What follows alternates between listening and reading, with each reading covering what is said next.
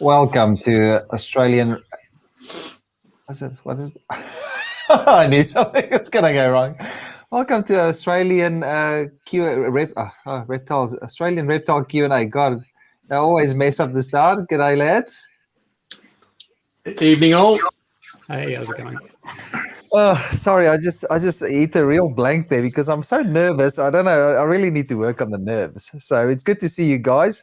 For the people that haven't watched the show before, we've got it's myself, Manish Bornman. It's Brent Smith on the top right side, David Evans on the left bottom side, and Joe Ball on the bottom right. And thank you for tuning in tonight. I know it really wasn't short notice, but it's the first official show for the year, and we hope it's a good one. I think there's a lot of information to share.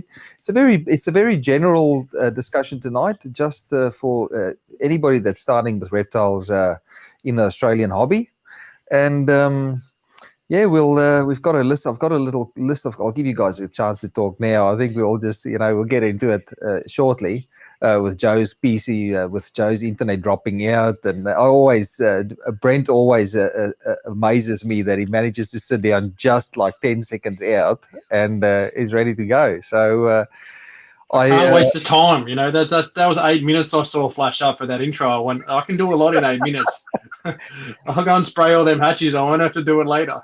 Yeah, so it looks so far. It looks like the stream's going all right, except for my slip of my dysfunctional mouth at the start there with the introductions.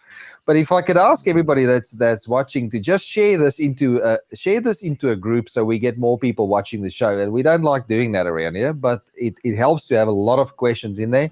I just quickly want to see what the chat's doing because there's a lot of guys in here. So I just want to run down a few. So chip in any. You guys can chip in at any time if you have something to say. But because my mouth will just keep running now for the next 10 minutes until I settle in. But I'll go through a few. There's a few people, a few of the regulars here. Marty, David Sands, g'day mate. Marty Bahaja. How do you say his surname, Joe? You know him better than I do. I think you got it right there. It's Bahaja. Bahaja. It's not a guttural G. It's just a Bahaja, like rolls off the tongue. There we go. Just two parts to it. Bahaja. Bahaja. So Marty's very excited about coming up to see you up here. Come and live. He's coming up to Queensland, but really he's just coming up to see Joe permanently. He might be excited, but I don't think Dave and I are very excited about it, really. Yeah. Oh, that's great. Let me just go through a few more here. Chris Fry, g'day mate. Donna Bennett, Daniel Boswell, g'day. The Reptile Lifestyle, g'day. Make sure, as I asked before, just give us a share, and then we'll jump into it. We'll give it a couple of minutes just to see. The numbers are slowly climbing, so it's good. Any news from you guys, Brent? What's been happening at KHP Reptiles?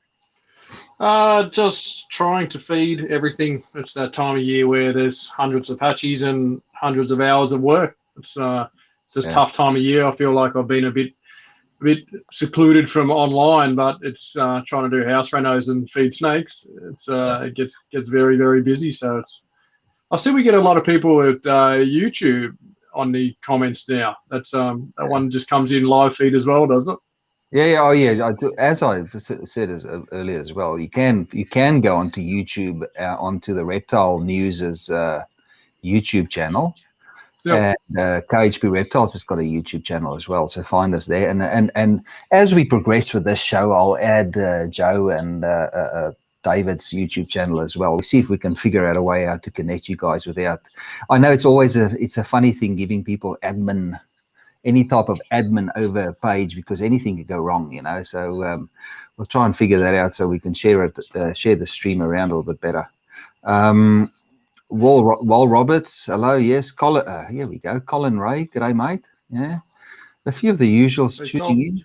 So between the lot of us, and there's a few guys on in the chat as well that can help out with answers and questions. And really, as I said earlier, this show is really really, when I had the idea last year of putting you guys together on a team to do these shows, we'll try and swap it out. You know, there's a few other guys that have that are interested in doing this show as well, just to keep it fresh. And then you know, it's always good to get many different angles on certain things. You know, reptile keeping sort of it has a sort of very general recipe, but if you follow certain rules, there's a lot of ways to work around those general rules to keep these animals. You know, they're very tolerant. They're very keeper error tolerant. I've always found reptiles. I don't know. What do you think, David? Is well, have you found reptiles to be a little bit can handle it if you make this stuff up every now and then? Yeah, definitely. They, you know, especially once you get a bit of experience. I know some people are very sort of particular about temperatures and things like that. You know, sort of it has to be at 32 degrees or whatever. Yeah. But, you know, after a while, you can just tell that if the snake's constantly at the front of the tub, then it's too hot. If it's constantly at the back of the tub on the heat, then it's too cold. Yeah. So if you notice the animal constantly moving from cool to hot, then, you know, the temperature's right, so that it can sort of thermoregulate itself. And it's just experience, I guess. And, you know, they can go a long time without feeding, so you don't really need to stress.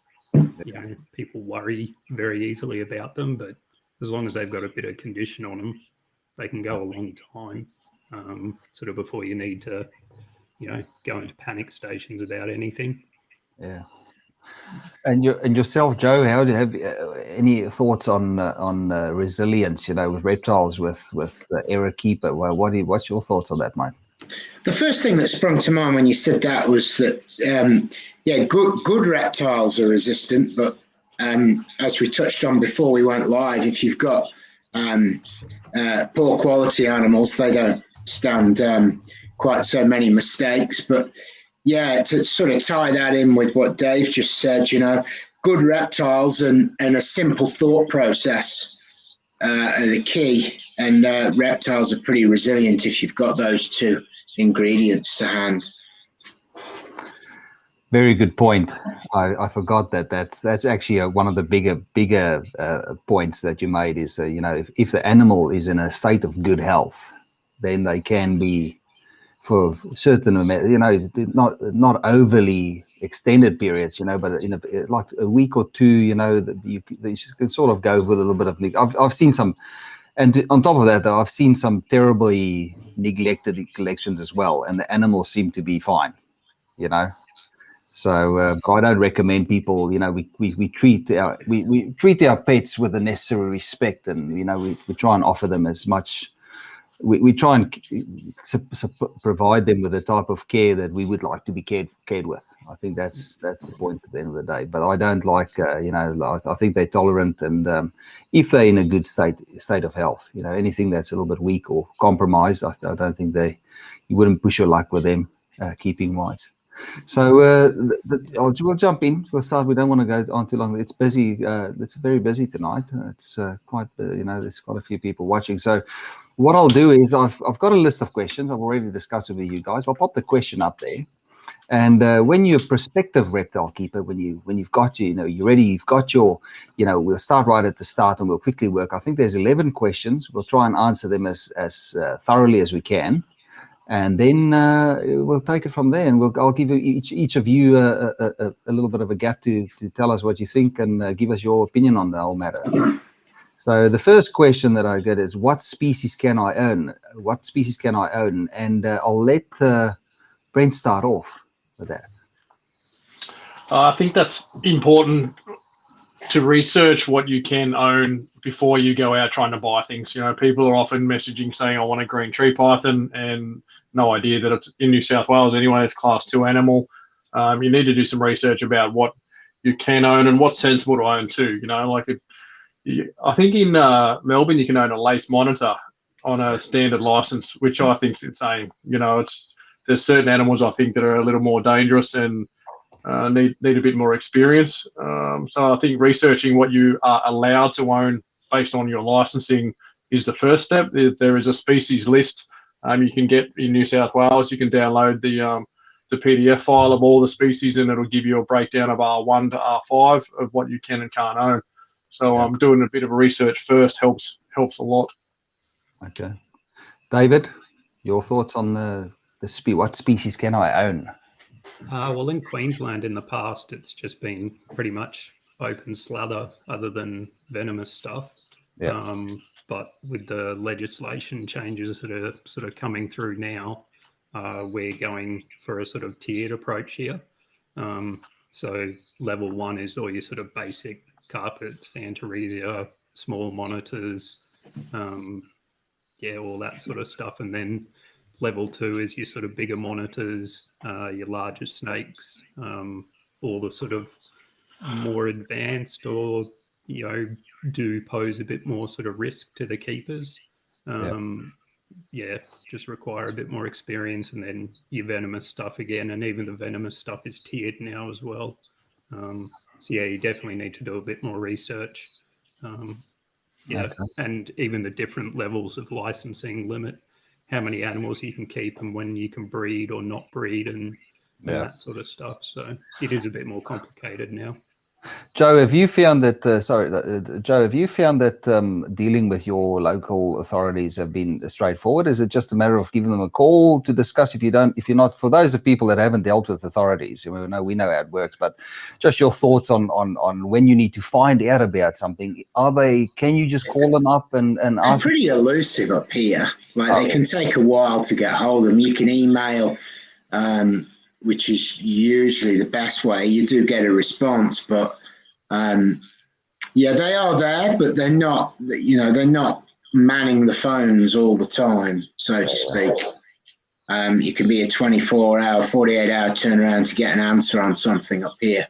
But to go, obviously I live in Queensland with Dave, so we're entering a bit of a new world that sort of mirrors New South Wales, if you like, with a bit more of a tiered approach. But I think the key thing over the top of the original question is, what reptile can I get? It's like, what do you actually like? I think that's a key one. It's got to be something that you adhere to yourself, and and sort of go from there. Don't bite off more than you can chew. Yeah. So when oh, I don't know what that is, but I think that's just it's not my stomach grumbling. Some weird artifact in the sound. So when it comes to, my daughter's just saying good night. I'll see her. I'll come and say good night later. All right. Okay. Sorry, guys. There's important things in a day. So when it comes to deciding which species is right for me, what sort of questions do you have to ask yourself, Brent? Definitely what you like. That's important. People often want something that's expensive or rare before they actually want something that they really like. This is an animal that's going to live for 20 years. You need to find something that you can give it a good, healthy life for a long time. It's as much as people can sell reptiles and move stuff on. Really get what you want to work with, and be sensible. Like going out and buying a olive python that's going to grow to 3 meters long, and you're not confident feeding a snake, it's going to get pretty messy pretty quickly. So find something that you love, find something you want to work with, and just don't go nuts. People seem to buy one snake and they've bought 17 snakes 3 weeks later.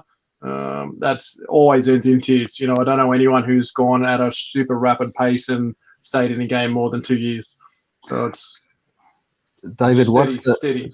Where would you go though to figure out? Well, I mean, how would you approach that if you had to start over with reptiles? Where would you go to find out which species is right for you? I mean, who would you speak to? How would you approach it? I mean, we're in a different time now with the internet and stuff. But if you had to start now, this might be a tough one. What would you do? Where would you start? Yeah, that's a hard question because sort of being so far into the hobby now, I've got sort of so many contacts and things like that, but and especially with the changes in the pet shops up here, it's going to be a very different story for people starting in the hobby now. They're going to get sort of visual access and advice from pet shops and more choice from pet shops moving forward. Whereas in the past, the only thing you ever saw in pet shops was Antaresia, which, generally from a pet shop would have had, 10 feeds, and they're still snappy little things, and, quite easy to put off a new keeper, even though they're small. They've got a lot of attitude when they're that young.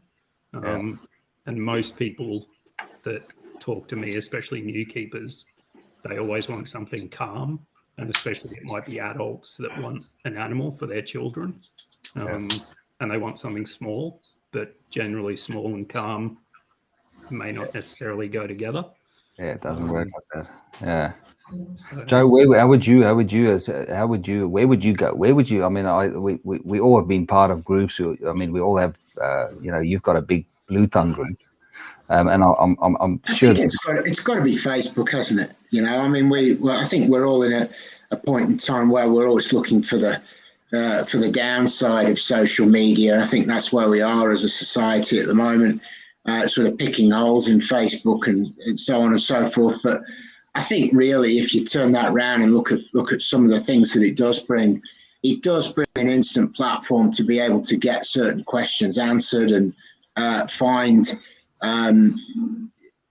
breeders, information, so on and so forth. Yeah, it takes a bit of navigating, but it is there in one spot if you have a look. Yeah.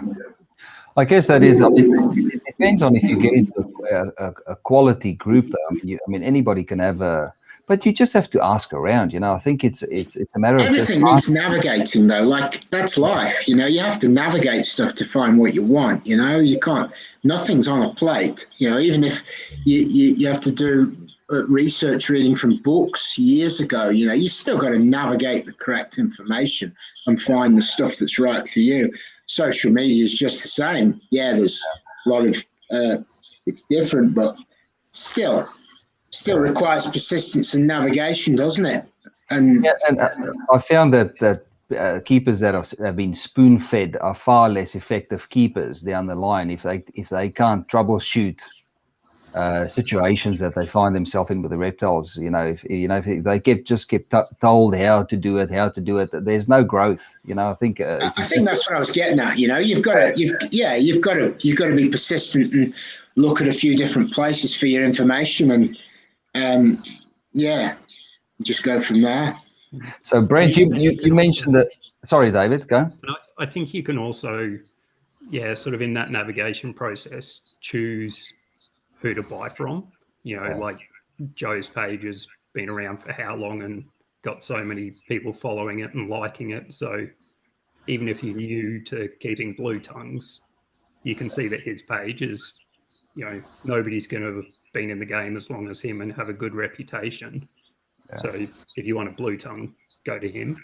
And even if Joe doesn't have it, he could point you in the right direction, and you're going to get that sort of customer support afterwards, rather than just necessarily buying off some random for your first animal. Not saying that some random can't give you a good animal, but maybe for that first animal, just buy off someone that has a reputation and is going to be reliable. Yeah, I guess it as well. The longer you've been in an industry, the more that reflects on your trustworthiness as a reptile, as a breeder. So guys don't seem to last. If people do the wrong thing by people that's starting with reptiles or just reptile buyers, they don't seem to last long in the industry. So that's exactly what you said. You sort of go and look at a page like Joe's, and you go back and you just scroll back through the years that he's been around, and you can. I mean, it's a testimony. It's a living testimony of his history in the game. Same with you, Dave. Your page has been around as well, and even Brent as well. Brent's a little bit newer in the reptile show, but you can still go back years and years and see this guy's around, and it's literally just the way you receive a new customer as well. The original, as long as you put, that's a whole different topic. The way to approach somebody, you want to buy a snake or a lizard. But that's a rabbit hole that we can leave for another time. But I guess if we're talking about the Facebook as a platform to find reptiles, then that's a very good indication that somebody's reputable and that somebody's been in the industry for. And you can just look at the quality of the animals as well. The animals speak for themselves. So I think anybody, any more thoughts, or can we jump to the next question? I think you just got to talk to people, as much as like anything, not just snakes, anything. Talk to people, put a plan together, and think a little bit long term of just buying everything that you want right now. So think about what species you want to work with, what morphs you want to work with. If you just want to be a hobbyist and have a few nice snakes, pick the pretty ones that you like and keep them. If you want to breed stuff, start to buy the things that you think that you might want to breed and have a plan of, I want to make this thing, so I need to buy these genetics to get there. So yeah. Just a little bit of planning early, can save a lot of hassle down the track.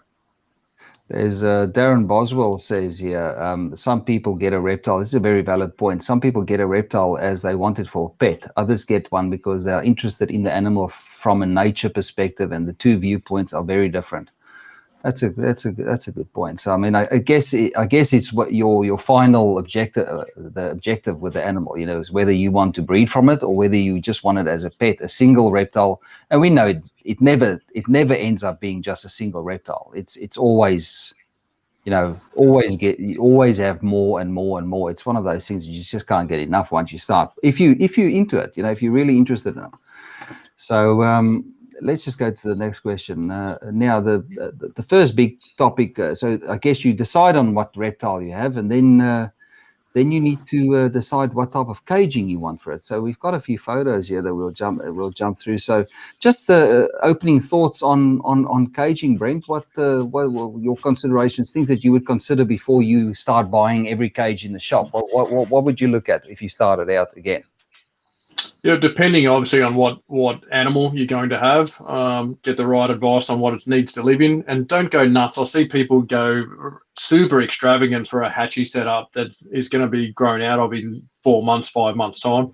So, and as much as a click-clack plastic tub, covered over, doesn't look beautiful sitting in some area of the house, it's going to be in there for a short time and then into something bigger. So I see a lot of things.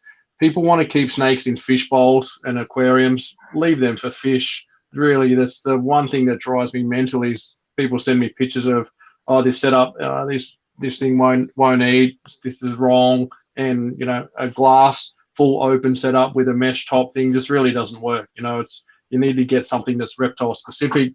Front opening doors, something that holds heat and something that holds humidity correctly for your species. Yeah, you don't need to spend a lot of money. It's just got to be the right setup for the animal. Dave, your thoughts on first caging? Yeah, a lot of my customers, because they're buying Antaresia, are always horribly disappointed when I say the best thing you can buy is a 7-litre Systema tub, because they'll have these nice little Exoterra setups and things like that, and they're putting this tiny little Antaresia that curled up is like that big, and then doesn't eat. It's stressed. It's just constantly sits in its hide. But yeah, just plastic tub, heat mat under one end, and old toilet roll for a hide, and give it a few more months, and then move it up, to something a bit more reasonable. But yeah, it is. They have these sort of high hopes, and then you can see they die a little bit inside when you tell them a plastic tub's the way to go. But that 4-foot melamine enclosure is no good for your baby marble. No. But yeah, it'll get there in the end. So now, Joe, it's a different thing. I think it's actually exactly the same. I mean, Dave just hit the nail on the head. I talk to people, they buy blue tongues from me, and they, to use Dave's expression there, they die a little bit inside when I tell them, no, you can't buy 4 blue tongues and put all 4 of them in a 4-foot cage, and they're like, well, why not? They're best friends, aren't they? And you're like, well, maybe they're not, Again, 10-litre tub, 1 in each tub. You can see how much food they're eating. You can see all the things that you want to see and gauge the animal. Let's get a bit of size on it. Let's understand the genders. Let's understand a little bit about the animal. And then if you really must, let's maybe look at keeping two together, putting in a larger cage, and going from there. But I think it's that image that people have when they first get a reptile, that they want this pretty cage and all these pretty animals sort of waving at them in the front room on display, so on and so forth, when the reptile just wants the absolute opposite, wants a small space that's nice and thermally controlled to keep the hell out of the way of that big ugly mug of yours, so that it can get on with the first stages of its life. You know, and it's a difficult point to get across to some people. You know, it's disappointing for them to process. I guess smaller when you're talking age. I mean, it depends though. If you're starting with like things like beardies, though, if you go and buy, so let's first do this. Would you guys recommend? I jumped that question. That's a very good question. Would you start with something that's small or something that's already a couple of years old? What would you recommend to a person that's just starting, taking into consideration that a lot of these little reptiles can be a lot more frail than something that's bigger, and especially when he's going to a kid? How would you approach that, Joe? What would you do? I think before you do that, the first number you need to consider is how many you're going to get. And I think there's one answer to that, and it's one. Yeah. Get one animal, because yes, we can discuss bearded dragons, like you say, slightly different. But when you're talking about the majority of reptiles that we're considering here, especially all snakes for a start off, and blue tongues definitely, they're always going to do better if you get one in one setup. Yeah. Then let's look at age. Yeah, sure. It'd be better to look at something that's 4 or 5 months old for an absolute noob. Yeah. Yeah. But yeah, the biggest one for me is just one. You know, how many people do you get, Brent, Dave, that think they can just buy some snakes and keep them in 2 or 3 in a cage together? You know. Yeah.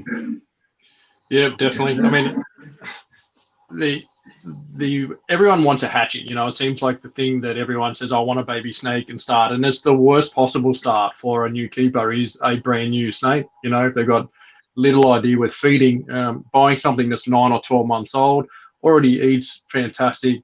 It's a lot calmer. It's used to being handled. It knows how to feed. It knows how to do everything by itself without you having to learn yourself to do that as well. So it's, as much as everyone likes baby snakes, older snakes certainly are better starting. But yeah. I mean, if I get 2 people want to buy something new and have it from a baby and grow with it, and that's fine, you know. But like Joe said, one, you know, going out and buying 6, you know, different species of hatchies and then running into the trouble of trying to care for them, trying to feed them, it gets pretty messy. I just want to quickly show a photo of a very basic. So this is how I used to set up blue tongues at that shop that I was involved in a few years ago. So this is, I just want to see that. So this is, I could be wrong here. So this was large. This was because we kept a whole bunch of blue tongues in there. But I think that sort of ticks all the marks for a very basic. What would you think, Joe? A basic blue tongue setup with the hide on the left-hand side. Yeah, that's pretty good. Bowl of food, and then the piece of slate tile is really over that was there was a little halogen light that warmed up that rock during the day on a timer switch. You know, so that's what you're looking at, a basic setup. You could even go, you know, what I found with and Joe would know more. But what I found with blue tongues, any like a substrate like that, you know, it sort of does take out some of the smell of their feces when they have a defecate. Yeah. You know. So that's just something. That's just a quick photo. So you've got a little bowl for food, water, a little hide, and I mean I can't stress. So we'll get to that question a little bit later. I can't stress the importance of sufficient hiding places for reptiles. You know, especially if you've got large cages like Dave said before. You know, you shove a little tiny python into a large cage, and suddenly that snake just doesn't know what to do with itself. You know, it's stressing out, and it's just waiting for a bird. Like in the wild, they just wouldn't survive in a big open space where there's no place to hide. So if you have a look at like the hatchie rack behind Brent, essentially that whole tub for a snake is a hide. Yeah. It's pretty much dark, secluded the whole way through. Let me just go. I'll get a photo. So, I mean, we'll get to. So, caging comes. Well, let's talk about that.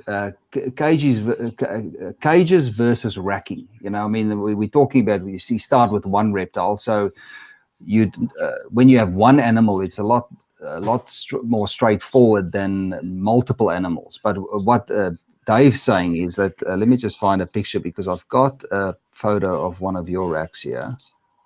And you can just talk us through why this rack is better than, you know, I mean, because they're really individual, like multiple individual little containers for snakes. So tell us about what you were just starting to discuss that rack. So just give us a so that's all Antaresia. So that's the same as Brent's, the Vision Hatchie rack, and they're just the really skinny tubs, because ants need even less room than carpets. And I just run a couple of layers of newspaper in there and a small water bowl. And they just love it. They're always just curled up between the sheets of newspaper, and you don't often see them sort of exploring very much unless you go in there at sort of late at night. And they just happy little snakes in there. So even to get moved from that to a 7-litre Systema tub is, quite a shock to the system in terms of space. So, I mean, this is one of my old photos, but so I guess you'll. So for Antaresia, what would you put into a little plastic tub like that? What would you provide to them to make them feel safe and secure? A toilet roll, you already said, and what else? Once they get to that sort of size, I'd either put them on some of the chipsy bedding or just more newspaper. If they're on chipsy bedding, I'll often just get like a sheet of newspaper and just fold it up a couple of times. And then they can either just get under it or go in between the sort of sheets of newspaper. So then they can thermoregulate on the hot end as well. Dead simple. If they poo on the newspaper, you just throw that out and fold up some more sheets and put it in there. So Joe, with you keep a lot of blue tongues outdoors. So I've got a photo of yours here. So when we discuss these photos, so now these are classic photos that you've had on the internet for years when it comes to blue tongues.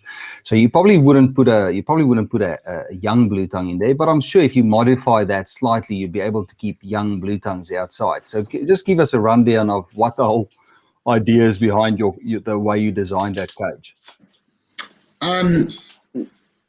Well, it was just a crack at keeping them outside, and it basically evolved from there.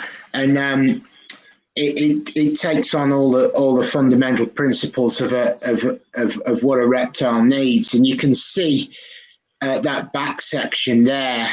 It's got a deep litter for the blue tongues to, that's sort of essentially a hide, and it's accessed via that hole. Obviously, that's roof, so that's in total darkness, that back section. Yeah. So they feel safe and secure in there. That's a tightish space, and then out front you've got a basking area. So and the key for that. I think. Can you get that photo back again? Has it gone? Yeah. The key, I think, for that photo and those cages in general, and where I see people totally fail with outdoor lizard caging, is that allows low elevation sunlight through the sides. I constantly see these birdie branded planter tubs, which maybe get a little bit of sun at sort of from 12:20 to 12:35 on once a day. But you need that low elevation sunlight to be able to get in there, especially in the winter, because as we know, the sun does sit a lot lower in the sky during winter. And again, as you move on, you've got to account for your extremes.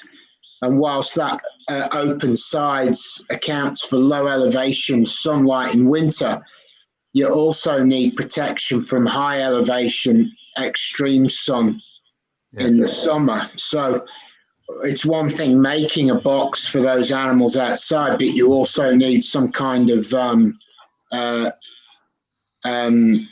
sort of cover for them like that. You know, that's how I do it. But basically, there is no one-stop shop. You can't.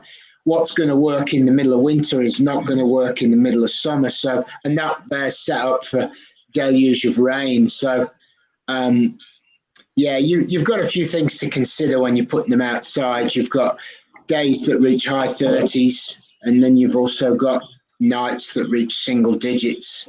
So you've got to be pretty thoughtful to get it right outside. Anyway, just tell us with the oh my goodness, with the cloth that you put over there. What is the idea behind the shade cloth that you put over there? What's the setup there? When is that? Is that summer, winter? Yeah, well, it can be both. I mean, the other photo was the way they're angled is if you get deluge of rain, then it's just going to run off the front. And obviously on a hot day, that's high 30s. You know, that's typically taken on a red hot day, that photo, as you can see, it's pretty bright.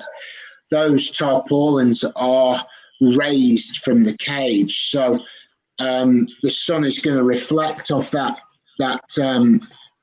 off the surface of those tarps, and you're actually going to experience real shade temperatures underneath that. If you catch what I mean.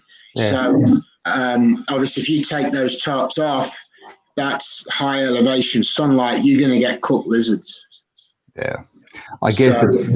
Have you found that slight air movement over, or does it cause the air to be slightly cooler underneath that tarp, or if there's air movement, or haven't you? The air tends to blow underneath it because it creates cool air underneath it, like you say. So you get more air movement because you're creating cooler pockets and hotter pockets above it. You get sort of a breeze effect, and the tarps sort of move up and down a bit, which helps to. Let me. I just want to stick up a photo of the cages himself. You sent me the schematics of how you put that. Yeah. So I'm sure you. I mean, you've posted these online quite a few times. And like you say, they're old photos, and quite a few people have successfully mimicked that design. Look, it's not rocket science. It's a rabbit hutch essentially, but it's modified for lizards. Yeah. And yeah, it does work. But I still see people using those planter tubs that don't allow any sun in from, so it's good to revisit that, because that's those exact enclosures. I still have them today and still use them just the same as I did when those original ones were made, nearly 10 years ago now. So, and I still keep them in those cages. So that's a testament in itself that they actually work, as long as you can manage the extremes. And I guess sitting under that tarp in when it's raining and stuff like that would also help with protecting the timber that the cages are made out of. Yeah, there's a bit of that going on too, and like I say, that's for deluge. I mean, they are set up with holes. They do drain, and a shower of rain, you don't need the tarps up. But if you only have to look at your phone to see what weather coming right, it's going to pee it down all day today. We'll set the tarps up, or it's going to be 30 plus today. I'll set the tarps up, and there you can see sort of how it's set up again in the back. Yeah. And it's surprising how much difference in temperature it makes when they've got that substrate to bury in. I've got some photos. I've got some photos here of your outside enclosure. So while we're on the topic, we'll do a little bit of outside enclosure, because Australia is blessed with good weather that you can in the northern parts of Australia, and even down in Victoria. There's a lot of guys that keep bluetongues in outdoor pits in Victoria. We know you wouldn't keep a python outdoors in Victoria. I don't think I wouldn't do it. But there's up where you guys are, it's probably very common, people keeping their reptiles outside. So if indoors is not an option, then outdoors, reptiles can handle it, especially if they live in the range or in that sort of climate where you guys are. So I just want to I saw a photo here of an outdoor pit of David's, and Dave can just run us out through this and tell us what's going on here. This looks pretty straightforward. So give us a rundown of what you've used here to put this all together, Dave. So Joe's going to flame me, but that's one of those birdies. I knew you were going to say one of those birdie tubs. But yeah, I think Cunninghams are a bit different to blue tongues. You don't see Cunninghams sort of out basking too often. They tend to just come out and grab a little bit of sunlight and then scurry back under a log. So yeah, I've just got a sort of little colony of Cunninghams in there and stacks of wood, and yeah, they come out and sit in the sun for 2 minutes, and then as soon as something moves near them, they just disappear. So they are a cool little critter to see, but you only ever see them for 20 seconds at a time. Yeah. Here's one here's another photo. Maybe this gives people a better idea. This is your shingleback pit, yeah? Yeah, which is just basically a sort of bigger version of what Joe has. It's just made out of wooden sleepers that are 2 sleepers high. And then at the back of it, it just has a big covered section like Joe's has, with a bit of mulch and straw and that sort of thing in there. And because it's only 2 sleepers high, it does catch that sort of low angle sun. So yeah, I just, I've seen plenty of Joe's enclosures and just made a bigger version of his. So yeah, very simple, straightforward. Hot days, they can escape the sun.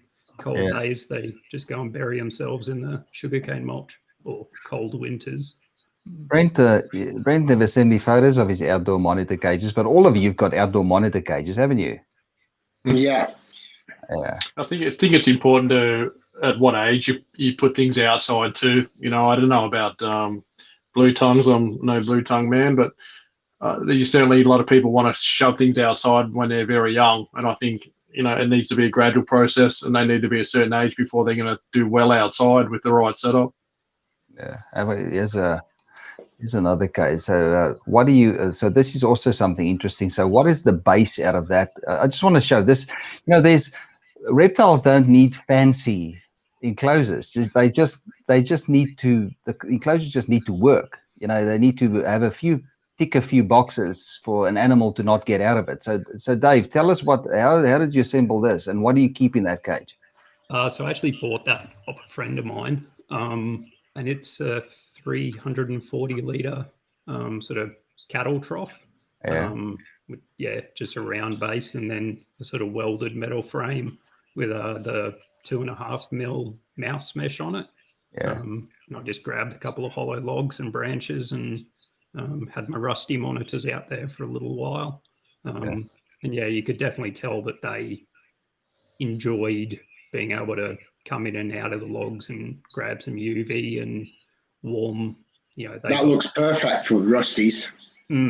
Yeah, they would get scorching hot and be absolutely sort of hooning around in there and smashing food, and then just retreat in the middle of the day into those logs. So, but people can see that it's vital to offer somewhere for them, because they thermoregulate. It's vital to offer them somewhere to be able to cool down, especially if they're kept outside. I guess at the base of that, you could probably also use something like a water tank that you cut in half. I've seen there's so many, there's so much innovation in reptile caging. I've seen so many variations of reptile caging in Australia over the years. It's phenomenal. There are really some clever, innovative ideas out there when it comes to reptiles. So you just need to think outside the box, because that cage is, that wouldn't cost you that much to make either. And that is extravagant for, you wouldn't just keep one animal in there. You could keep one animal, You know, if you can keep up to what size animal would you keep in there, Dave? How that looks like it was quite a large enclosure. I mean, would you what other animals would you be able to keep in that size enclosure? Well, yeah, the two rusty monitors were, well and truly adults, and they had more than enough space in there. You could the sort of full-grown Mertens would be at its limit in that. But yeah, you could keep 3 or 4 rusties in there more than, they'd be more than happy in there. So did that cage have draining out the bottom? We're going a little off track now with the specifics of the caging. But that cage have holes in the bottom for or a mesh or something for the water to drain out, or did it just catch water in the base of it? No, I just drilled a few drainage holes in there, just so if we did get a couple of inches of rain, they wouldn't sort of be sitting down there getting wet and cold or anything stupid like that. But yeah, other than that, it was just sort of like big chunky sort of river gravel. Sorry, I was just got distracted here for 2 seconds. So just river gravel down at the bottom. But I mean, you can chop it and change it and adjust it to whatever species you keep it there. How big are your Joe?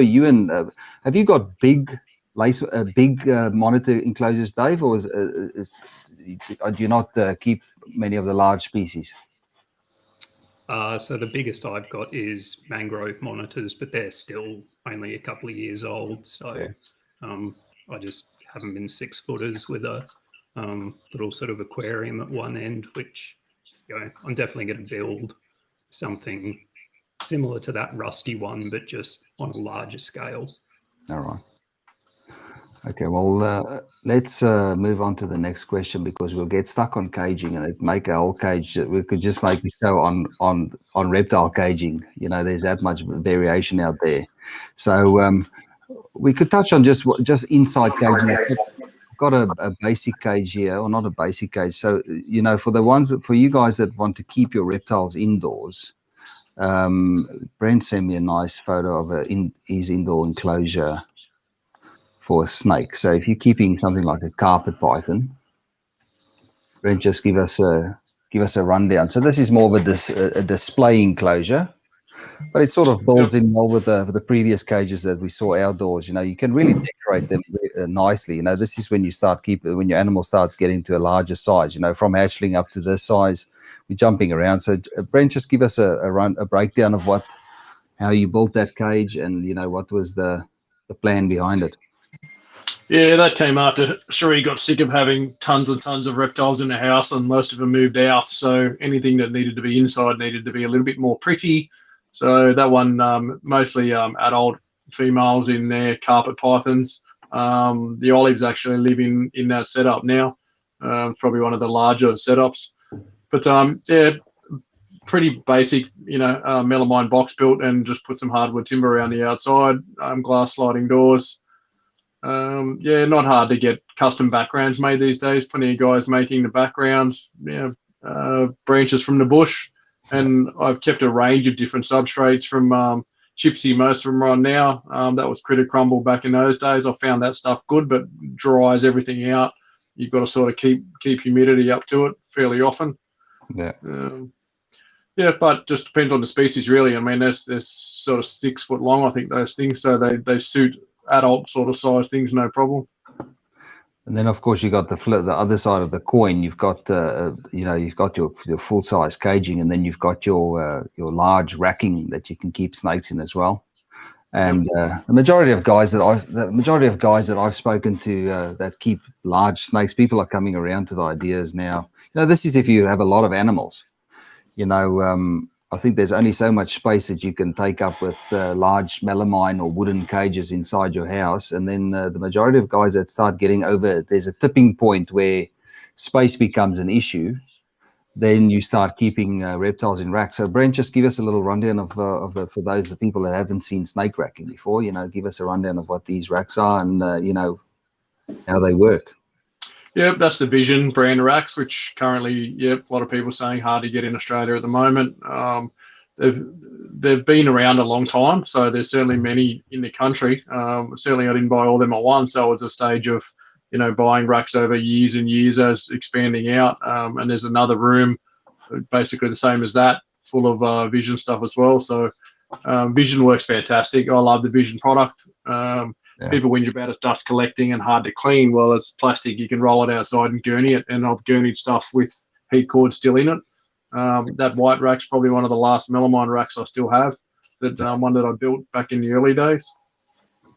But yeah, once you get to that stage where you've got to have, certainly over 100 animals, I suppose, it's very hard to have everything in enclosures. For a long time, I had banks of bigger enclosures. I kept all the females in, tried to keep all the males in tubs, but eventually you run out of space. So a lot of stuff goes into tubs for ease of cleaning. Very, very easy to clean. Everything on paper, very fast to clean, and the animals are kept clean all the time. It's with enclosures, you spot clean a lot, but they're never perfectly clean, which is not a bad thing, but in a tub they are spotless, clean every week, and they are rarely in a bad state. I think a lot of people, especially with the big python racks, they think that you shouldn't be keeping big snakes in those python racks. Yeah. But I think until you actually see the size of those tubs, you're making a sort of false judgment there. Yeah. Because they are a huge tub. Yep. And like you said before, you'll see them use that tub, temperature up the back corner where the heat is, down the front, cruising around the tub. Ideally, I'd love to have everything in a 6-foot enclosure, 2 foot high with something to climb on, but it's just impossible with when we've got a couple of hundred animals. You can't have a couple of hundred enclosures. Yeah. So let's move on to the next question. We can have a show just about caging one night. I think that could maybe be a topic to discuss. I've got hundreds of photos of caging and setups from across the world, because I collect pictures of cages and stuff, because you never know. You sometimes want to look back at something that you saw, and then you suddenly don't know where you saw the photo or whatever. You want to try and replicate something. So a quick question, just so the third question is, what type of heating does it need? So I think one of the most important things with reptiles are that they are thermoregulators and that they need thermal gradients. And I think a lot of people don't understand the concept of thermoregulation when it comes with animals, and how to provide a thermal gradient in their cages. I think it's like what you said earlier, Dave, with the hatchlings. When you keep them for long enough, you can see when it's not warm enough, when it's too warm, especially in racks. Joe, and then we've got the difference with top heat or bottom heat. What have you found with what do you think is the best? This is going to be just this is going to be opinion based, but what do you think is the best type of heat, top or bottom heat, to supply to reptiles? What do they prefer? What have you experienced with your animals that you kept? Well, all my blue tongues, all the inside blue tongues anyway, it's all belly heat, which comes through racks. Yeah. And I find blue tongues do better in racks than they do in enclosures. But again, that's another story. So yeah, for blue tongues, being a terrestrial animal, I think it only makes sense that belly heat is essential. Even a basking, yes, it's going to get heat from the sun, but it's also going to find a warm spot, a warm rock that's going to hold that heat. So they do actually, contrary to what people think, they would actually get belly heat in the wild too. So yeah, for me personally, with my blueies, my indoor blueies, they all get belly heat. Yeah, and that works for me. Yeah. Dave, in your experience, what do you think they prefer? I provide pretty much all belly heat for all of my adult stuff, and even the hatchies that are in the Vision racks. I think I just run heat cord under tile. I think it's the cheapest and most sort of effective way of heating an animal. I originally bought a couple of enclosures that had that that flexi strip or whatever it's called. Yep. Under I think it's heat tape. Under a sheet of glass. You like that stuff simply because you have to sort of wire it all up yourself. Just heat cord under a tile. It's brilliant for them. The couple of times I have had green tree pythons, I've given them heat from the top using a heat panel because they're just going to sit on a branch. They're not really going to sit on a shelf like that. All of my Bell's tubs in racks are heat cord underneath. It's just, the cheapest and most efficient way to heat an animal, I think. I've just got a few photos here that I can quickly pick up here. So it's important to supply. So we'll just touch on beardies because I think beardies are a good starter. I don't think they're as good as a blue tongue as a starter animal because they're a little bit more. You need to offer them a little bit more in the way of although it depends on how you want to keep them. You know, you can keep blue tongues with UV lights if you feel that you need to use UV lights. But for dragons, you know, I always felt that you need to provide a hotspot that's almost that's about the same size as their snout to vent size. If you can provide them with a hotspot about that size, snakes, I think, if you can provide them with a hotspot that at least gives them a part of their body, they'll circulate the blood through their body and warm themselves up during the day. You know, but with especially with dragons, you know, you need to make sure you warm it up. And inside a cage, I've just got a photo here.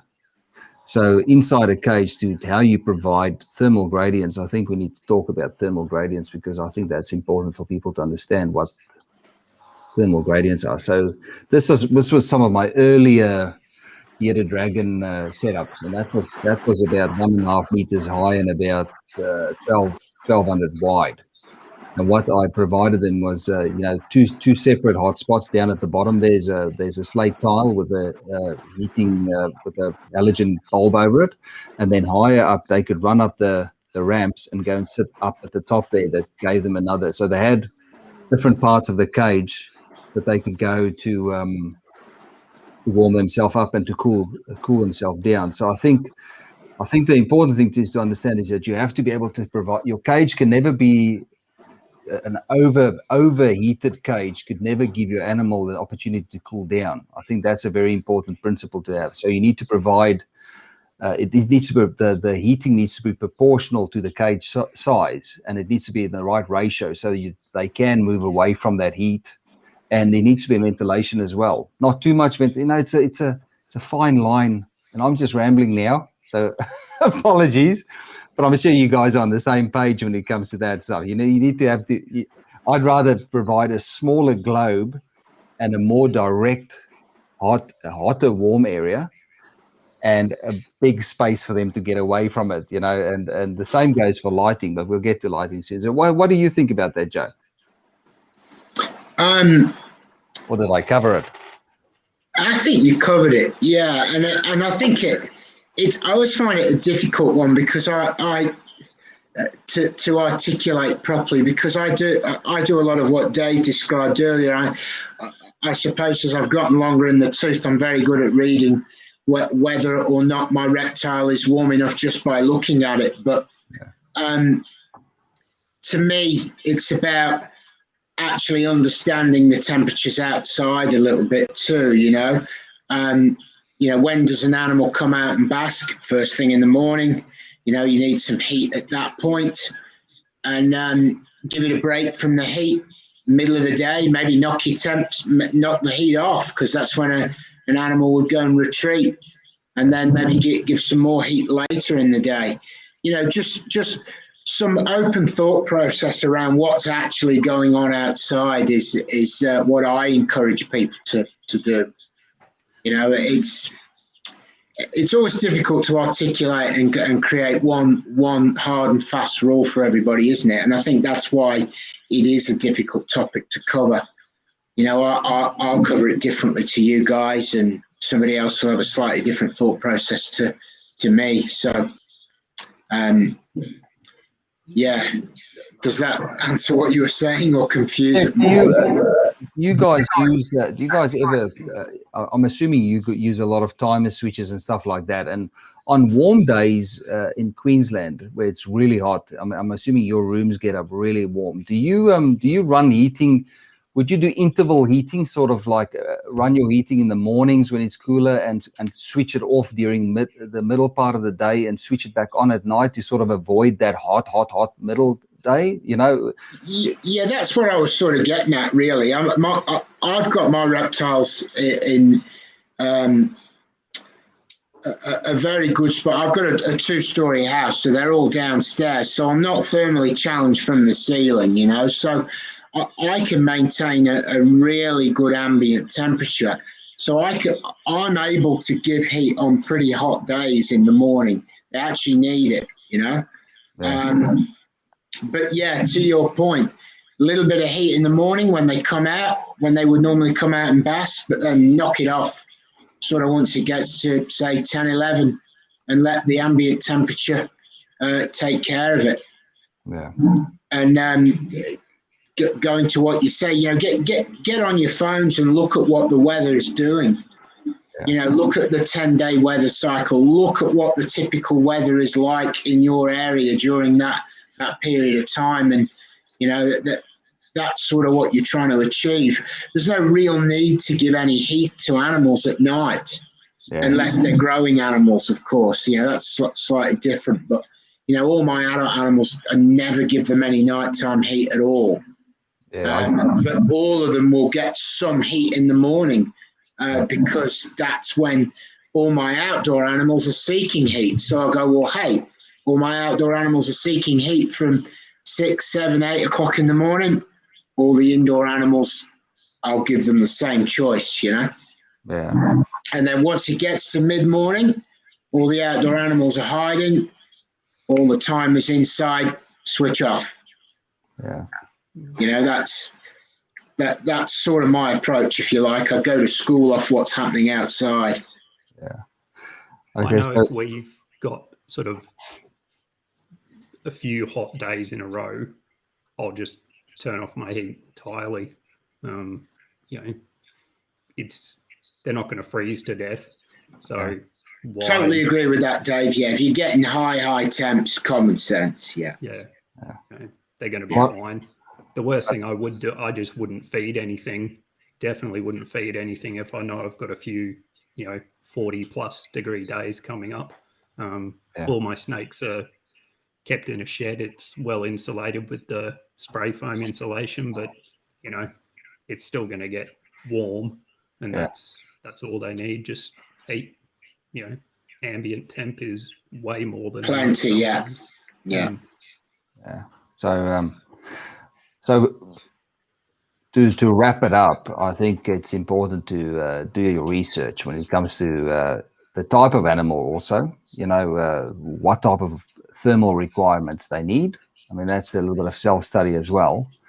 And it's not so hard, like Dave and Joe said just before. It's I don't think that people have got this fear of their animals going without a little bit of heat for a few days, especially in Queensland. It's as long as they at some stage do get access to heat, it's not gonna affect them negatively. But the flip side of the coin is that if they do sit at 40 degrees for a couple of hours, you're going to end up walking to a room with dead animals in the cage. So it's a little bit of common sense that you need to apply to the situation to avoid those type of situations. I'd rather have a slightly cool animal than an animal that's too hot. Yeah, I mean, that's the perils of being a thermoregulated animal that doesn't generate their own temperature. Is the fact that they are at the mercy of their environment to keep them warm or cold. So you need to do your best to provide them with that option to get out of it. And if they can't get out of it, then you just cut the power. So a quick one on lighting, because I wanted to have a break, and it's gone a bit longer than I anticipated so far. So I mean, we might have to break the show into 2 bits. So lighting is also important. So the major things to understand is that the major things when it comes to reptiles, I would say, would be the type of caging, how you're going to keep it, the heating that you're going to use, and then the lighting that's involved in it as well. Because some animals can go without. You know, a lot of animals need UV light. Reptiles are different in the way that they need. Mammals also. You know, humans are also do better with vitamin D3. So, what type of lighting does it need? That's the next question that we've got. Let me just pop that up there already. So, your thoughts on lighting, Dave? Or the only lighting I provide is for my small monitors. Just UV for them. There's always been a bit of a running debate, I think, which may have died down a bit recently about whether snakes need UV or not. But I personally haven't felt the need for it and don't provide it for any of my pythons other than the couple that are kept outside. So that's Joe? Short and simple answer. Pretty much all of my reptiles get a spell outside. I'd be lying if I said all of them went outside, but you know, even my pythons, I'll grab all the females, half a dozen, 2 lots of half a dozen. I've got an aviary that's two aviaries that are 3 by 3 meters, and I'll put 5 or 6 females in each aviary and give them a couple of months in that, so they get some UV. I don't know that, you know, the debate whether they do or don't need it. I don't see that it can do them any harm, and because I can, I do. But historically, I've also bred snakes without giving them UV. But fortunate, because I have some big aviaries, I put all my snakes outside for a period of the year, and the same with all my blue tongues. You know, that with keeping all my blueies in racks, they also get a period of time outside. I've sort of learnt over the years to think that all reptiles do need UV, but I don't know to how big an extent some of them do, and some of them you get away without doing it. You know, it's a hard topic to come down with a black and white rule. Do you any specific? I don't know why I'm breaking up like that. Is there any specific type of light? If so, what type of UV? I guess the question is, what type of UV have you tried over the course of the time that you've kept reptiles? I mean, you get mercury vapor bulbs, you get the T8 fluorescent tubes, and now you get the T5, the thinner but higher output fluorescent tubes. What have you tried over the years, Joe? I've tried a few of those bits and pieces, and I think the behaviour of an animal, as soon as you get that T5 kit, for instance, I had some yakka skinks in a cage that just had a normal plug-in, and I installed one of those, and I just sat and watched them for a couple of hours, and the behaviour totally changed. You know, that I don't fully understand the frequencies of UV and how it works, so on and so forth, but you definitely saw a change in the animal, how it sort of flocked to that light and seemed to be more active underneath it, and its movement around the cage changed too. So watching that is part of why I've started to believe that all reptiles do need some kind of UV. It's like you said, mammals need it, and so do we. So, you know, yes, a bearded dragon needs UV in abundance, but why shouldn't a snake have a little bit of time outside? You know, and when I saw that, and I've seen how certain animals react under the exposure of UV, it's sort of I've changed my thinking a little.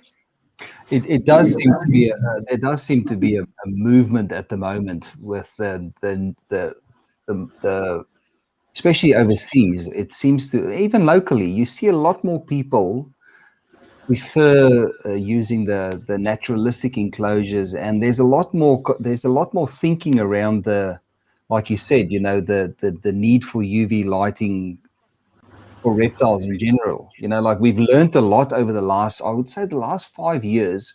There's really been a learning curve when it comes to UV lighting and reptile keeping and that connection that there is between well-being with reptiles and well-being, with them being kept under UV light. I mean, I tried the T8s. I remember starting with the T8, the thick fluorescence, and then I also started keeping with the T5s. Maybe, I mean, when was I doing all the beardies? Just when before it was a common thing to have available. I tried the T8s, the T5 high output tubes, and I could definitely see the dragons also behave differently. Although under the high output tubes, you do have to provide them with an area where they can get away from the UV. It's the same as with the temperature. A lot of people don't realize that UV light, they can get burnt under UV light as well, just like we can. They're a little bit more resistant. But you can't just keep you give people stick a UV light in the cage and they just don't give that animal anywhere to hide from the light. And then they wonder why the things go blind and stuff, So it's a little bit of, we get back to common sense again. But the same sort of rules apply to them as what it does to us. Brent, what you don't use any UV lighting. You keep your monitor lizards outdoors. You had them indoors versus outdoors. Maybe you can give us a comparison between your lacies when you had them indoors versus outside. Yeah, definitely. Certain monitors, definitely UV requirements. Most of the pythons I've never kept with UV. Saying that, I can certainly see the benefits of it. You look at animals that are, exposed to UV or kept outside some of the times, or naturally in the wild. Readily, the red coloration is far better than what we see in captive animals, and that's, I think, due to the UV. They're outside getting UV every day in limited amounts and when they need it. But certainly the lacies I had inside, I had UV in their setups while they were inside. Once they were 12 months old, they all went outside, and their colours changed a lot. I think outside, the vibrance and all the markings, the yellows on them, all seem to pop out of them after they shed the first time being outside. So I think it's far healthier for them having some sort of UV. Yeah. And Dave, certainly for pythons, I don't bother. None of these guys get light unless the light's on in this room. In the small stuff, the adult room, I actually put a timer on the lights, the LED lights in that room, so it mimics daylight time. So in winter time, there's less hours of daylight in that room, longer hours in summer. So it's on just a simple little dial gauge where you press the little buttons. You can set up your own, night and daytime hours. So if anything, just to try and provide a little bit more natural lighting, for the adults anyway. Dave, your thoughts on UV lighting? I mean, I think what we might do is we might cut the show in half. We'll get the first 5 questions, and we can always circle back to the other questions in another show. But I think this is the major topics. I think we've touched on the major topics, but UV lighting is. I mean, Dave, what's your opinions about UV lighting and the animals? Have you noticed any difference with them being under sunlight versus indoors? Well, yeah, like Joe said, not to the same extent, but I do have room to cycle some of my pythons inside and outside. And I do tend to see more activity in the ones outside. So they obviously do sort of fall into that, dusk and dawn and middle of the day sort of routines. And with some of my small monitors, I've had where, the UV bulb has blown in there and it's taken me a week to get another T5 or something. Yeah. And even though there's heat, the monitors just tend to hide away a lot. Yeah. But as soon as you replace that T5 bulb, they're just back out. So even though the room does get light and there's heat there, they just it doesn't sort of trigger. It's obviously not bright enough or intense enough to trigger that, that switch in their brain that it's time to come out. And it's slightly unrelated, but when I was breeding a lot of rodents in Brisbane, I would set the timer in the rodent room to come on for 14 hours a day. And I noticed prior to that, when it was dark, unless I was there, switching it to that 14 hours a day of sort of giving them that sort of, summer, spring sort of daytime, the productivity in them went up so much. which obviously affects, the sort of melatonin levels in them or whatever it is. So I guess they are the same as we are in the fact that they need a day and a night. I mean, I remember when I started with reptiles, it was before, I grew up in South Africa, so it was hard to get things like timer switches, stuff that we take for granted now, like just as simple as a timer switch.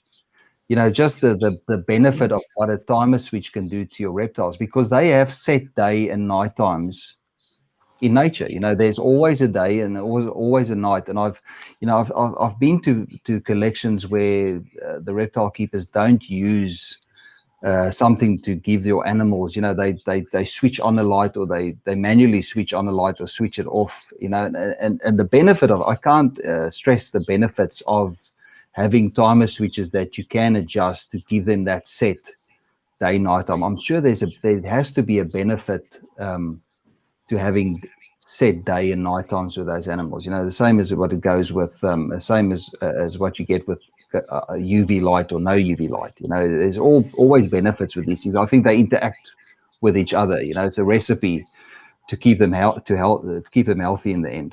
So. You said you tried the T5s, Dave. Somebody said, I think I just have to mention Exoterra is our sponsor for this show, and it would be wrong for me to not just mention that they are, there is a question that I needed to ask you guys. So with, you get the 5 and the 10.10, the 5.0 and the 10.0 light. Which of those lights have you tried, Dave? So mine are the Arcadia ones, which I obviously won't be able to get in the future unless I order them from eBay. Yeah. And because I've got relatively small enclosures, I think they're the 7% shade dweller ones. Yeah. Because the distance between the light and the animal is relatively small. Yeah. But yeah, so I'll have to. I don't know the specific ins and outs of UV. So when I do switch over to the Exoterra ones, I'll have to do a bit more research into it. Yeah, they are great. The little T5 light, it's great. It was a great results on the T5 light. So I think what we could do is we could. I just wanted to check if there's anybody that's got that time of the night where we'll a couple. If you've got a couple of questions, please make it.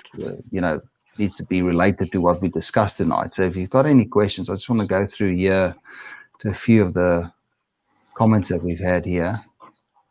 So thermostats, and just one more question. Just this question: thermostats or no thermostats? Do you guys use thermostats? I know, Brent, you do. Dave, always. Yeah. Yep. I've always used my preferred ones are the Habitat ones. Yeah. I have tried microclimate in the past, and this is just my personal experience. But I've had a few issues with them, and I think in the last maybe 13, 14 years, I think I've had 2 Habitat pulse proportional ones fail. And they're just brilliant. I think that's pretty much all I ever use now. So, do you use no thermostats on the monitor stuff though? That's just sort of touch the hotspot, and that's good enough. They are low maintenance when it comes to heat, as long as you give them lots of that, and they can, they can handle that stuff. Joe, do you use thermostats on your? I think thermostats are also. It's important. Thermostats, a temperature controlling device is definitely one of the tools that any reptile keeper has to have. Do you use thermostats? Yeah, I do. I do use quite a lot of thermostats in all my Python cages, but on my blue tongue racks, I don't. Yeah. I just have those on timers. I give them morning heat and a little bit of late afternoon heat, and I find that works well. Yeah, because I've had those, but I've had those racks for so long, and I know exactly how hot they get and how much time to give them. So, to somebody that didn't know that information, you need a thermostat on them. But because I know exactly how hot they get over a given period of time every morning, it's sort of, it became redundant for me. Yeah. But if you're just starting out, you definitely need a thermostat. Yeah, because you even have yours at like 10 minutes on, 10 minutes off. Yeah, I like do. That, don't you? Yeah, I'll say run them for, say, from 8 in the morning till midday. The first couple of hours I'll run, say, 30, 45 minutes on, 15 minutes off. I'll do that for a couple of hours. Then I'll have it so that they're half an hour on, half an hour off. And then once it gets to late morning, the blue tongues are well and truly up to temperature, and then no heat for maybe the rest of the day at this time of year. So, but that just comes with a true feel for how much heat there is being pumped into those housing situations, you know. Yeah. And you can't really buy that experience straight off. So a thermostat is how you'd go about it. Definitely. Yeah. I'm just trying to see if there's I think we touched on this. So there's a Kira Jade as a question. Yeah, because you can't see the whole question. So what I'll do is I'll just read it, and I'll tell you guys. So for someone starting out, is your recommendation for UV or no UV? And if no UV light, is it important? Is natural UV important? I use both and I've seen the benefit of giving my reptiles UV. However, when I recommend it, always starts arguments because there's so much controversy around the topic. So I think we addressed that question. You know, I think all of us sort of agree that there are benefits to giving there can only be benefits to giving them access to natural sunlight. Can do them no harm. It's certainly not going to hurt an animal giving it UV in controlled amounts. Yeah. Some species, though, we know that in some species we do know that it from what we can see, they do as well without UV light as they would under UV light.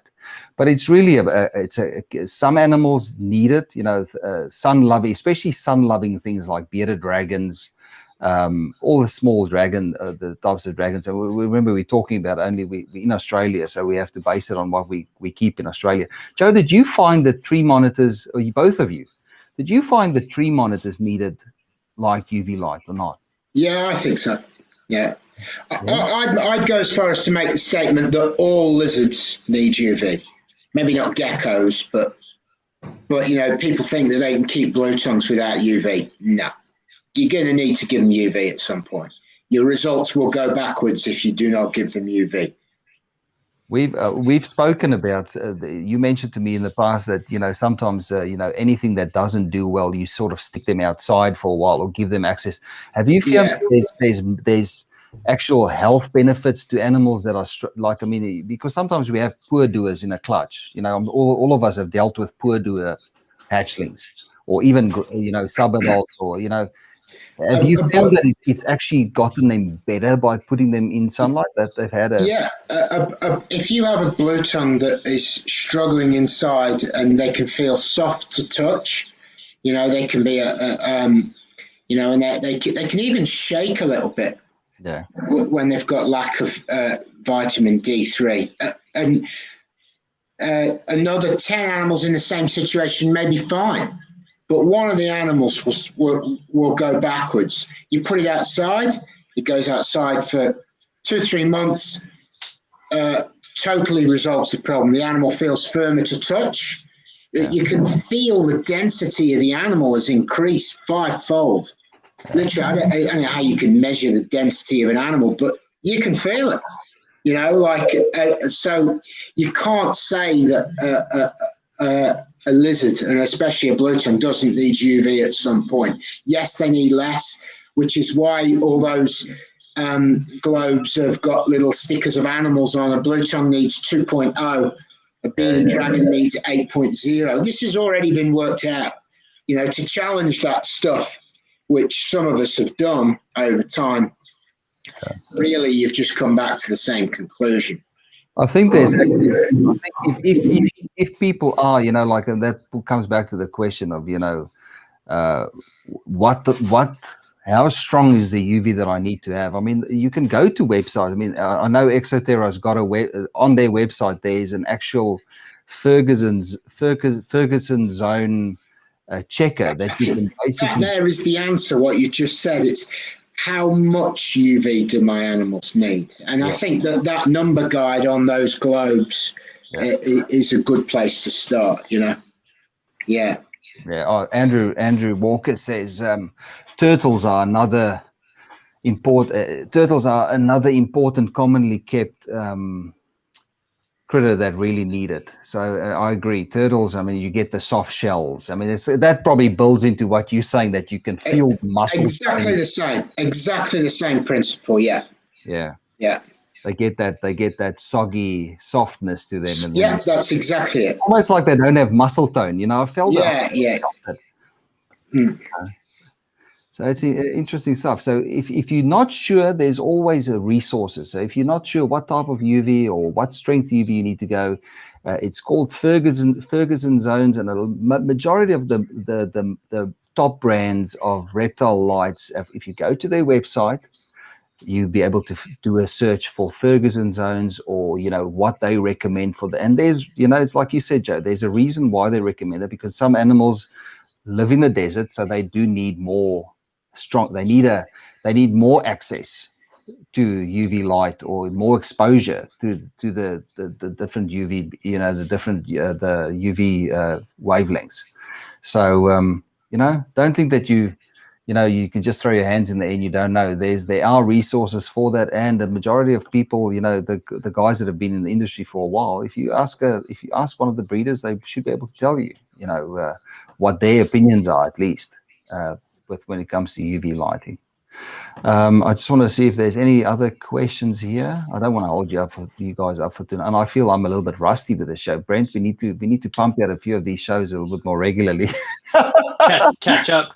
Oh, I think Jay's question, Jay Boyle from YouTube's question about thermostats on multiple enclosures is a good question, and one that done correctly can be certainly achieved quite easily, but always a risk running multiple enclosures from one thermostat. But certainly, if they're very similar or identical sized enclosures, I will certainly do it. If I've got a stack of 3 or 4 in one go, no problem. But very importantly, I put the probe sort of in the middle sort of the stack, and I will often run a higher wattage globe or heating source in the very bottom one, because the bottom one on concrete or closer to the ground is always going to be the coolest. So it might have 100-watt heat source in the bottom one, you know, and then 75s going upwards, because it's just going to radiate heat further up. But it's always a risk of running, you know, if you've got 4 enclosures running off one thermostat, providing it's still under the maximum the thermostat can handle, you risk that it fails. You've got 4 going cold. If it cooks, you know, turns everything flat out on heat, you've got 4 enclosures that are going to be extremely hot if you don't catch it in time. So, I mean, it always is less risk to have one thermostat per animal. But again, you know, when you're talking racks, you've got, you know, I have one thermostat that runs each of these racks.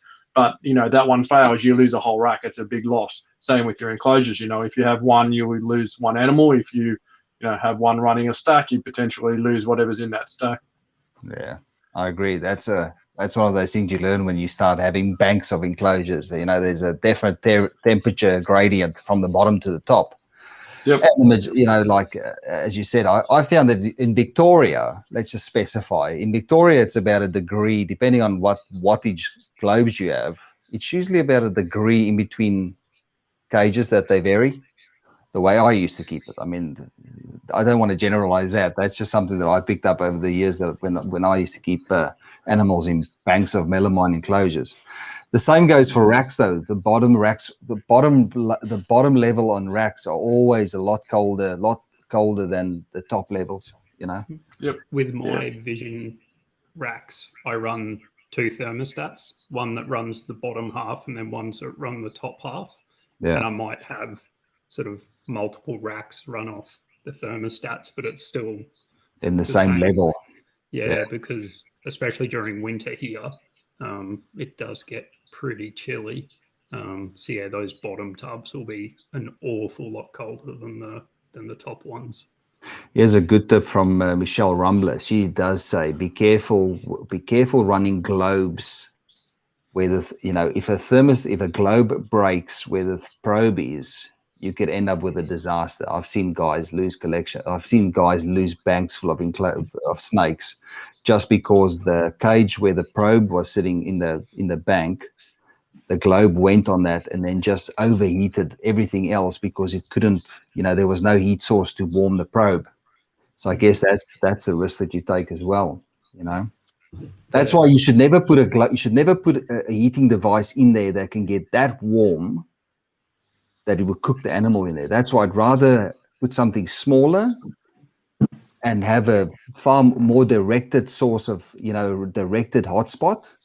And when the globe goes, no matter how hot the globe gets, it's not going to overcook it's not going to cook. That's what I'm saying. It needs to be proportional to the size of the cage.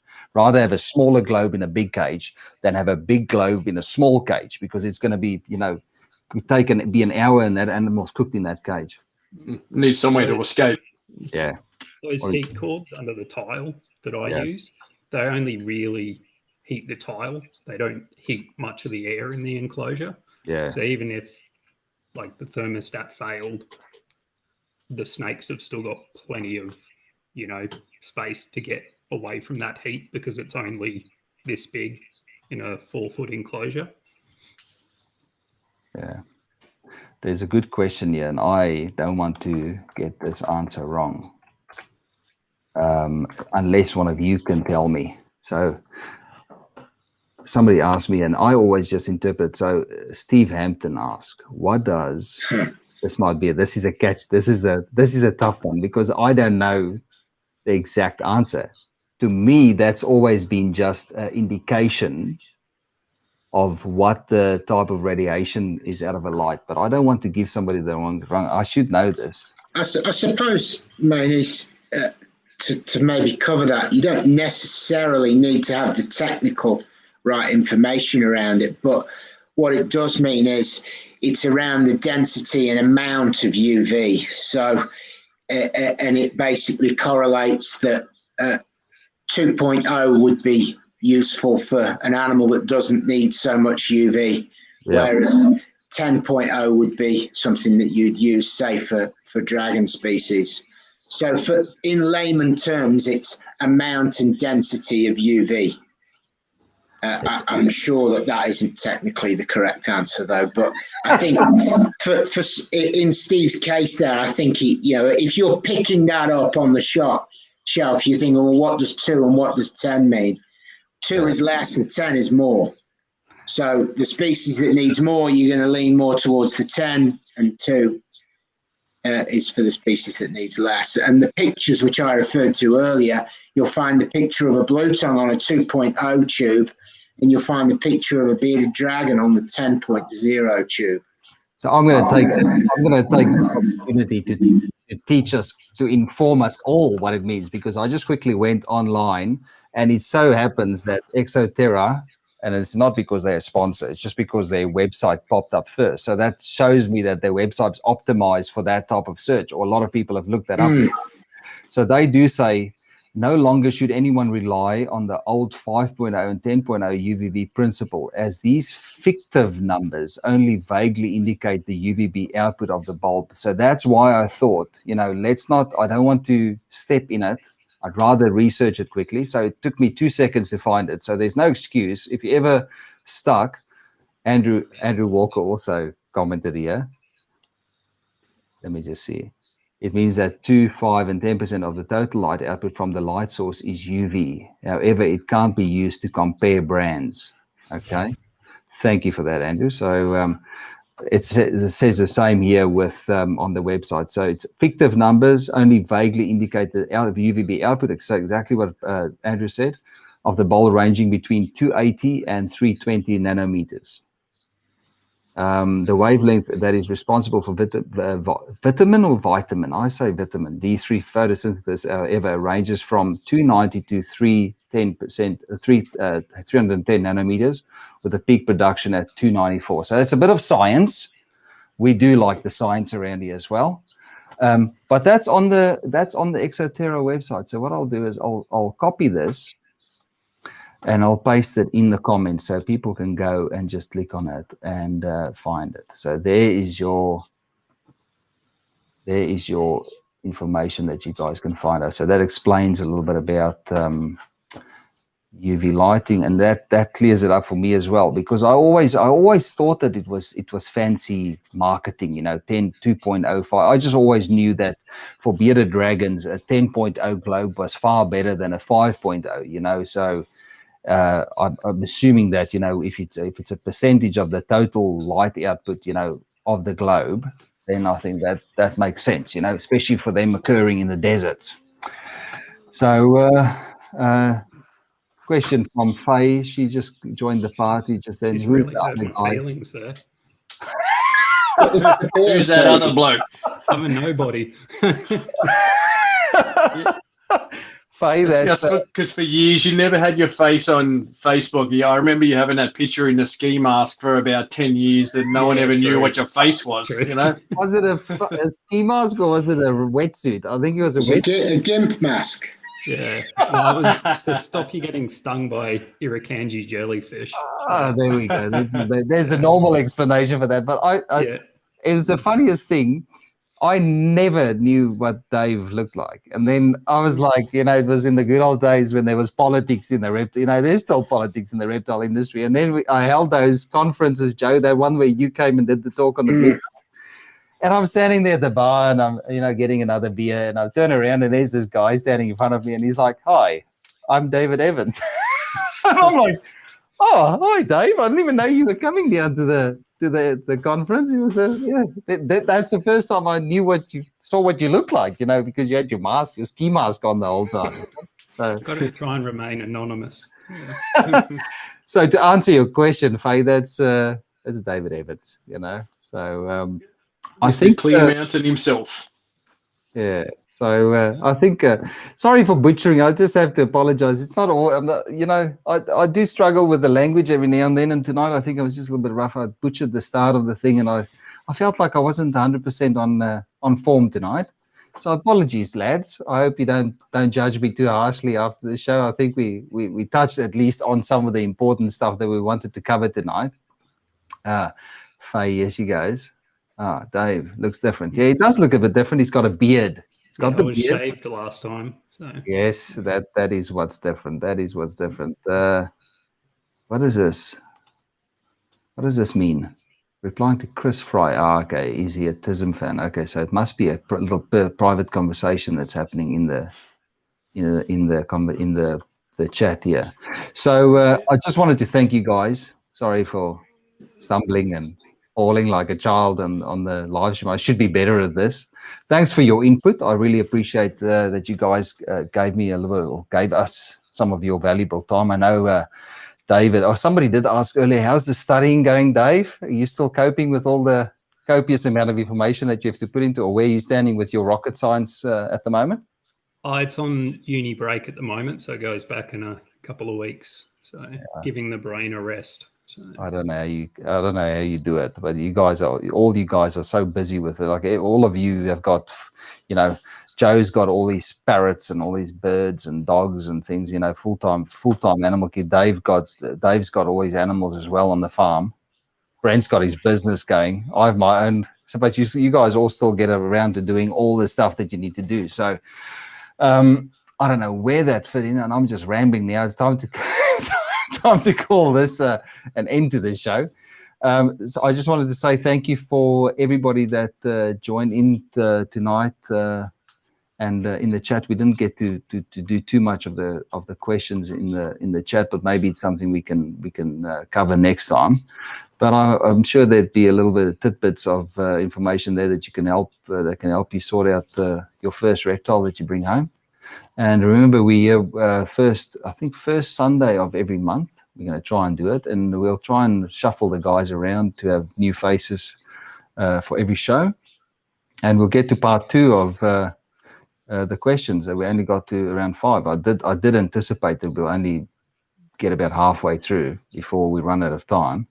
But thanks a lot, guys. Thanks for joining in, and have a good weekend, or have a good solid week, and we'll see you guys next month. Awesome. Thanks, guys. Cheers. Thanks, everybody. Yeah. All right. Thanks a lot, guys. We'll see you guys next time. Thank you. Good night. Cheers.